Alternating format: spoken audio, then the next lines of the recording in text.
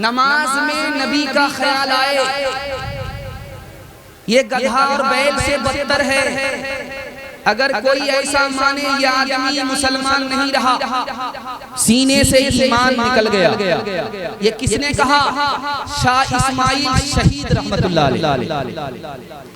शाह इस्माइल शहीद रहमतुल्लाह अलैह क्या कहते हैं? अगर कोई मुसलमान होकर के ये ख्याल रखे कि नमाज में नबी का ख्याल आना गधा और बैल से बदतर है, ये मुसलमान नहीं रहेगा। नबी का उम्मती नबी की शान में बेअदबी करे वो मुसलमान है, ऐसा हो ही नहीं सकता। किसने कहा? शाह इस्माइल शहीद रहमतुल्लाह अलैह। दूसरा नमूना आपकी खिदमत में आ रहा, ध्यान से सुनिएगा। पगड़ी उतार करके बहन के सामने रख दिया। किसने? शाह इस्माइल शहीद रहमतुल्लाह अलैह। कहा कि बहन तुम्हारे हाथ में है, इजाजत हो तो मैं तकरीर करूंगा, इजाजत नहीं होगी तकरीर नहीं करूंगा। बहन ने कहा मामला क्या है?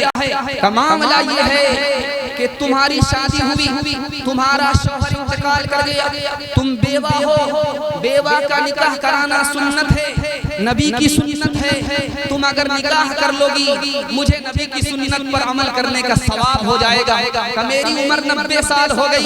कहा कि ठीक है तुम्हारी उम्र 90 साल हो गई, तुमको निकाह की जरूरत नहीं है, लेकिन नबी की ये सुन्नत मुर्दा है, अगर तुम इस पर अमल कर लोगी नबी की सुन्नत जिंदा हो जाएगी। दूसरी मिसाल आपके सामने लेकर के आ रहा हूं।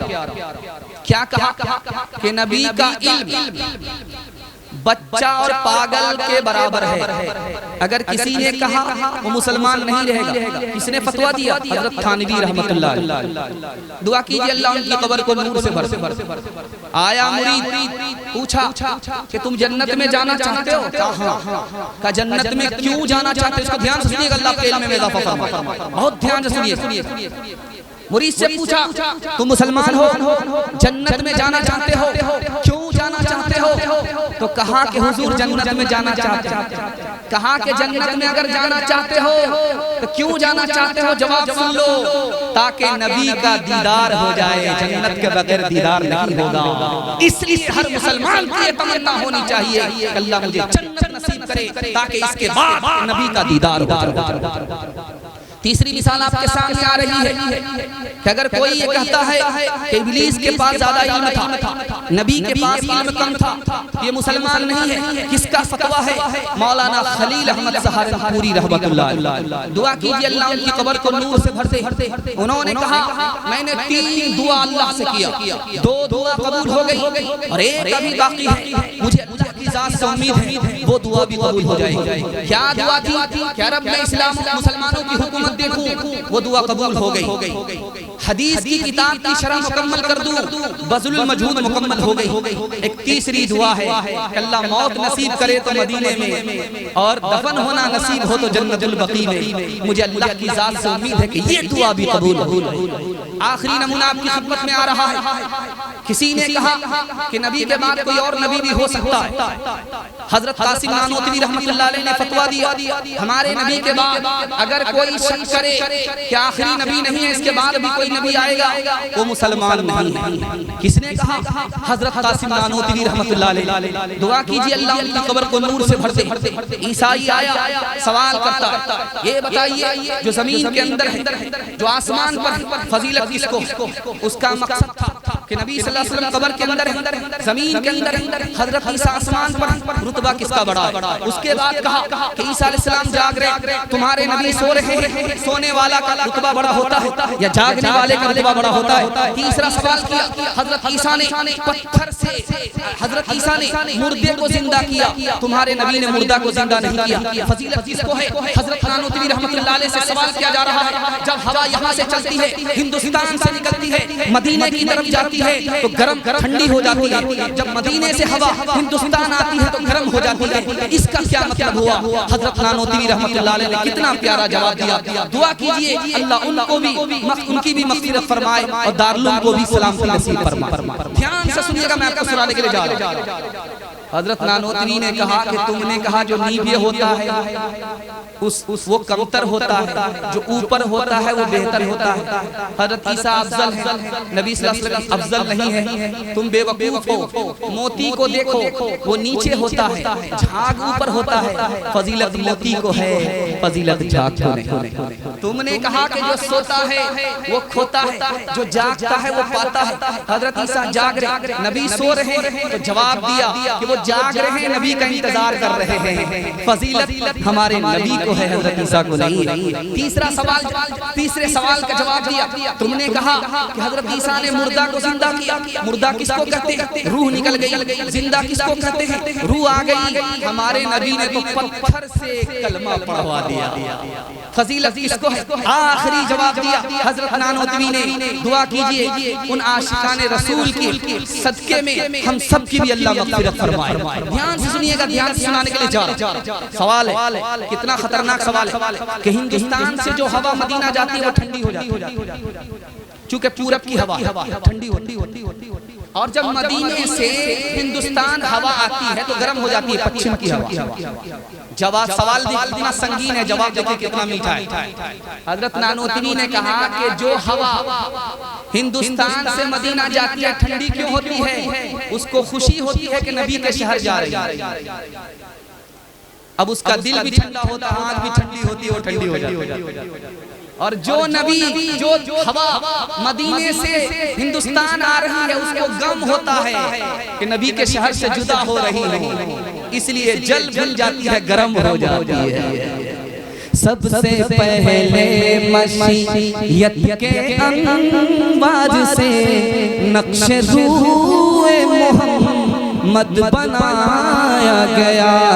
फिर उसी नक्श से मांग कर रोशनी बस में कौनो मकान को सजाया गया। वो मोहम्मद भी अहमद भी महमूद भी ज़ात मुतलक़ का शाहिद भी मशहूद भी। इल्म व हिकमत में वो गैर महदूद भी। ज़ाहिरन उम्मियों में उठाया गया। हश्र का गम होगा सिम मुझे किस लिए? मेरा आका है वो, मेरा मौला है वो, जिसके दामन में जन्नत बसाई गई, जिसके हाथों से को सर लुटाया गया। मोहम्मद तो ज़मीं में बेगुमां है, फलक पर इब्न मरियम का मकान है। फलक पर इब्न मरियम का मकान है। जो ऊंचा है वही अफजल रहेगा, जो नीचे है भला अफजल कहाँ है। फलक पर इब्न मरियम का मकान है। तराजू को उठाकर देखना दा, तराजू को उठाकर देखना दा,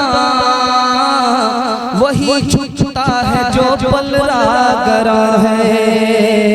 मोहम्मद तो ज़मीं में बेगुमां है। दुआ का सर हमारा है, खुशी का मुबारक मकाम आ रहा है। ये किस ज़ात पर हक की है आमद आमद, फरिश्तों का पैग़ाम सलाम आ रहा है। ये कौन ने कामिल ज़मीं पर बस इज़्ज़तों है तेरा आ रहा है। गुलामों यतीमों की बिगड़ी बनाने कोई मुनिस खासो आ रहा है।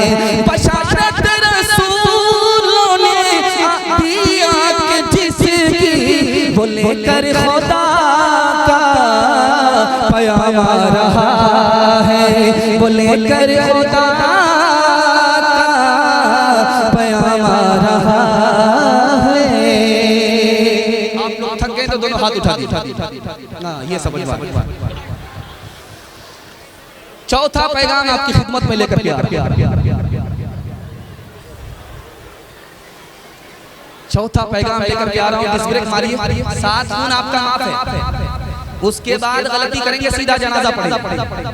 ध्यान से सुनिएगा, चौथा पैगाम लेकर के आ रहा है, बहुत ध्यान से सुनने की जरूरत है।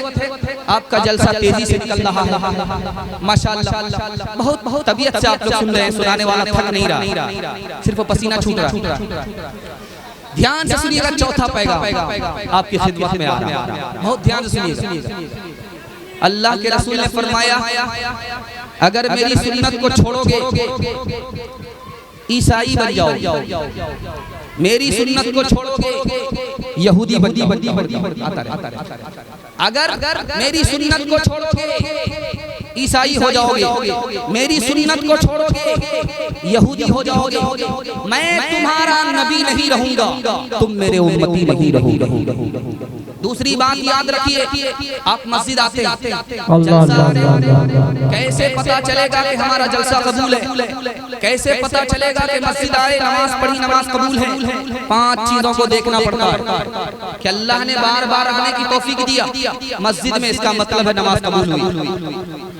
हलाल पेट में है, हराम नहीं है, इसका मतलब है कि नमाज कबूल हुई। अल्लाह के दरबार में हम आ रहे हैं, मेरा मकसद कुछ नहीं, अल्लाह की रज़ा है, नमाज कबूल होगी। आखिरी वजह नमाज कैसे कबूल होती है?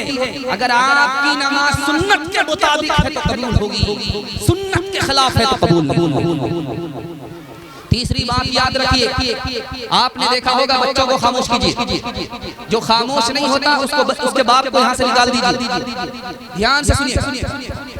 तीसरा नमूना आपकी खिदमत में आ रहा है, आपने देखा होगा पहले फर्ज है, उसके बाद वाजिब है, उसके बाद सुन्नत है। अगर कोई फर्ज पकड़ता है तो उसका वाजिब नहीं छूटता, अगर कोई वाजिब को पकड़ता है तो उसकी सुन्नत नहीं छूटती, और कोई अगर सुन्नत को पकड़ता है उसका नफिल नहीं छूटता।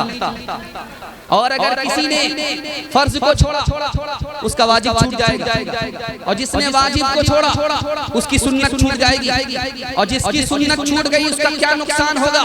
शाह अब्दुल अजीज रहमतुल्लाह अलैह ने फरमाया, अल्लाह अपनी पहचान से उसे महरूम कर देगा। तीसरी बात याद रखिए, हमारा मुर्दा दफन होता, हम उसको कब्र में लिटाते, किस तरह लिटाते हैं कि उत्तर की तरफ उसका सर होता, दक्षिण की तरफ उसका पैर होता, उसको पीठ के बल नहीं लेटाते हैं, करवट के बल लेटाते हैं, ताकि उसका चेहरा किबले की तरफ हो जाए।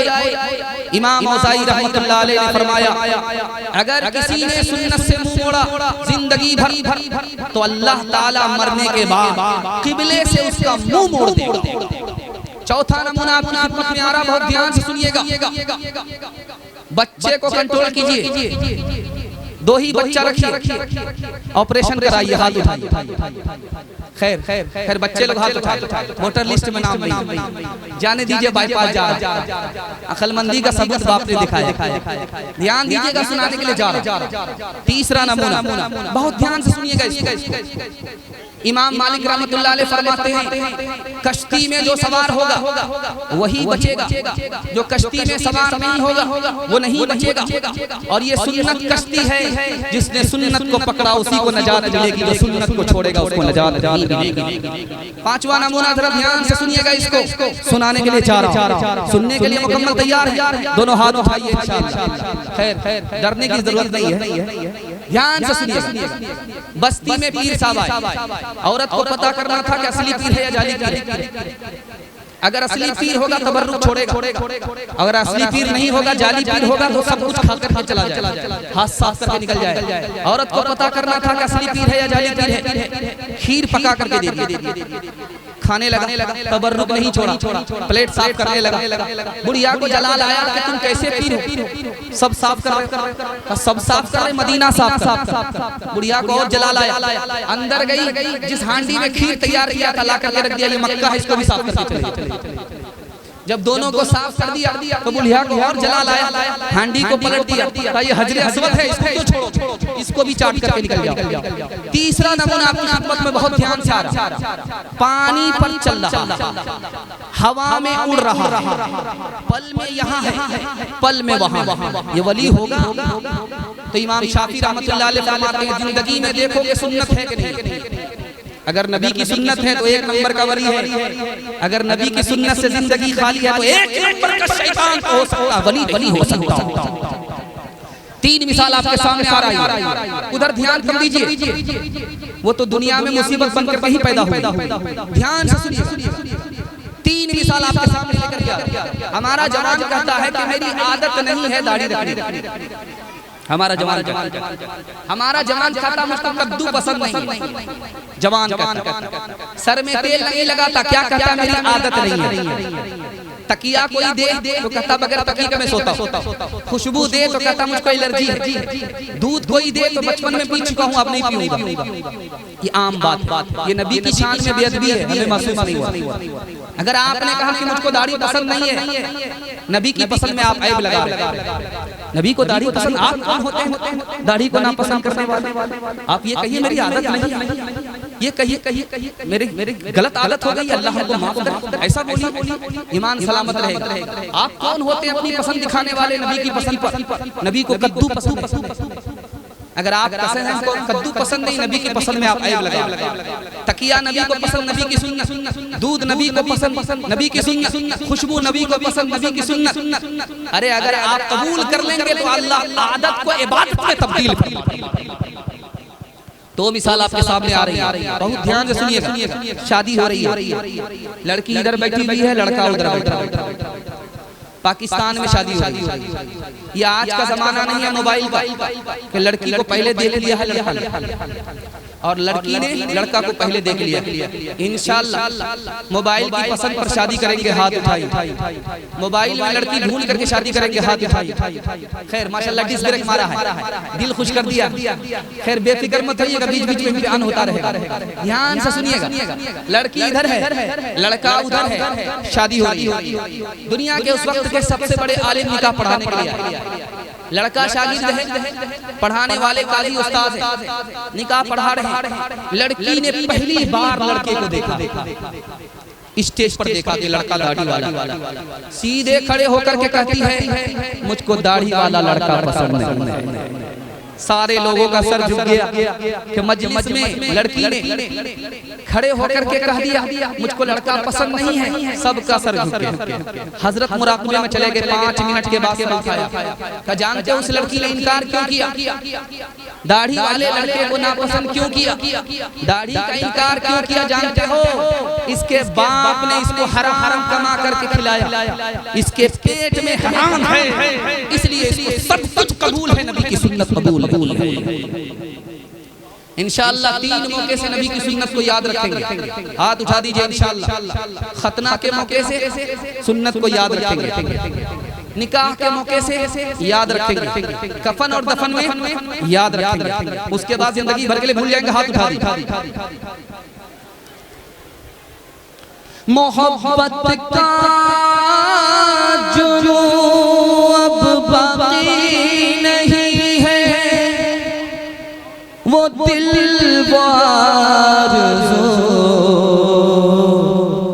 बाकी नहीं है। नमाज़ रोज़ा कुर्बानियों हज ये सब बाकी है, तो बाकी नहीं है, बाकी नहीं है।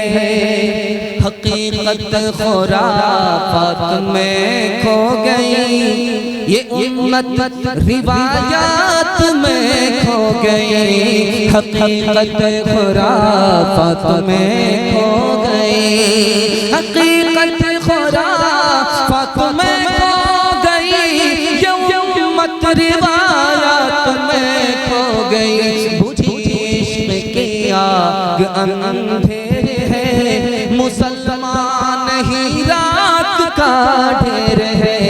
बुझी इश्क की आग अंधेरे है, शर्म न हमको आ सकी देख अपने आमाल।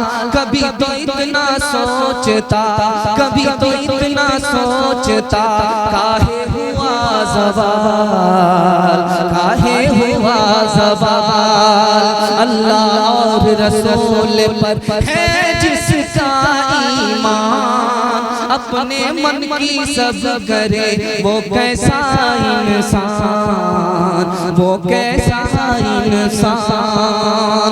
जब से भूला मुसलमान इस्लामी तालीम, उसको दहशत गर्दी ही करते सब तस्लीम, करते सब तस्लीम। भूल गया मुस्लिम कहीं नबी करीम की राह, मंजिल की चाहत गई रस्ते हुए गुनाह, रस्ते हुए गुनाह। मुसलमानों संभल जाओ मुसीबत आने वाली है, तेरी बर्बादियों के मशवरे हैं आसमानों में, तेरी बर्बादियों के मशवरे हैं आसमानों में। न समझोगे तो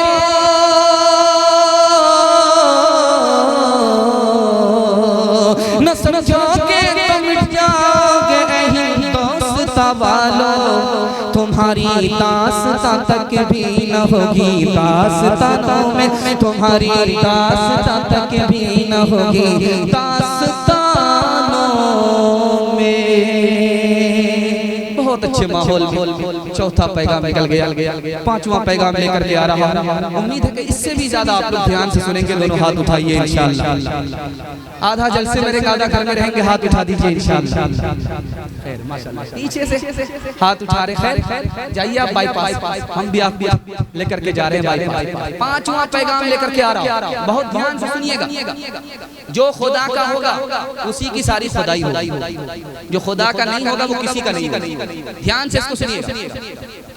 नबी सल्लल्लाहु अलैहि वसल्लम किसी औरत से बात कर रहे, दो सहाबी सामने से गुजर रहे, कभी इधर कभी उधर देखते, कभी इधर देखते कभी उधर देखते। अल्लाह के रसूल ने कहा इधर आओ, ये मेरी बीवी है, मैं इसका शौहर हूं, अब जाओ जहां जाना है वहां जाओ। मुंह पर हाथ रख करके कहा या रसूल अल्लाह, आप पर भी कोई शक हो सकता? कहा कि रग में जिस तरह खून दौड़ता है उसी तरह इंसान के दिल पर शैतान दौड़ता है। तुम जब आगे बढ़ते तो तुम्हारे दिल में शैतान ये बात डालता कि सन्नाटे में नबी किससे बात कर रहे थे, तुमको शक होता, तुम्हारा ईमान खतरे में। दूसरी बात आपके सामने आ रही है, नबी सल्लल्लाहु अलैहि वसल्लम आए मस्जिद में, देखा एक जवान सो रहा है, हजरत अली से कहा कि जगाओ। या रसूल अल्लाह आप पहले आए, आपने की मैं सबसे पहले हाथ बढ़ाने वाले, आपने जगाया नहीं, हमको कहा जगाने के लिए। कहा कि जब सोता हुआ आदमी जागता है तो बड़बड़ाता है, जब तुम जगाओगे वो बड़बड़ाएगा तो तुम्हारी शान में बेअदबी होगी, ईमान को कोई खतरा नहीं होगा। जब मैं उसको जगाता वो बड़बड़ाता, मेरा उम्मती था, नबी की शान में बेअदबी होती, ईमान खतरे में पड़ता। तीसरी बात को याद रखिए, ध्यान से सुना रहा हूं, बहुत ध्यान से सुनिएगा।